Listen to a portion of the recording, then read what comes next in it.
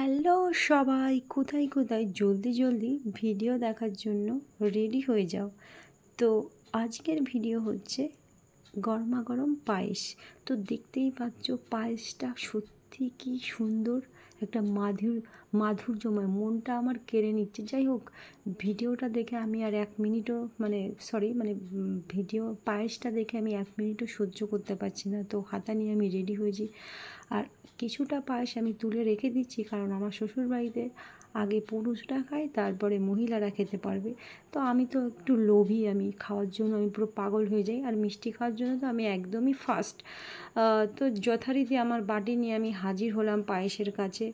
আমার তো আবার তর সইছে না, নিজের পায়েসটা নিজের মন মতো করে তুলে নিয়ে নিচ্ছি নিজের বাটিতে করে।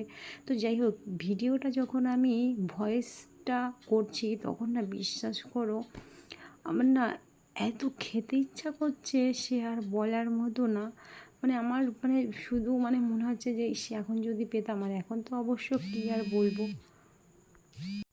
এখন যে গরম পড়েছে সেটা তো আর খাওয়া যাবে না। যাই হোক, একটু ঠান্ডা পড়ুক তারপরে খাবো। কিন্তু আমি ভিডিও এডিটিং করার সময় না, রান্নাঘর থেকে আমার শাশুড়ি মা আজকে পাস্তা করছে, পাস্তার গন্ধে না পুরো পাগল হয়ে যাচ্ছি। আর কী বা ভিডিও এডিটিংটা করব ভাবছি, কখন শেষ হবে ভিডিওটা এডিটিং, আমি গিয়ে খেতে বসবো। আমার শ্বশুরবাড়ি না এমনই একটা ওরা, যে ওরা না খেতে বসেও ডিসাইড করে যে সকালে খেয়েছি রাতে কী খাবো, এমনই।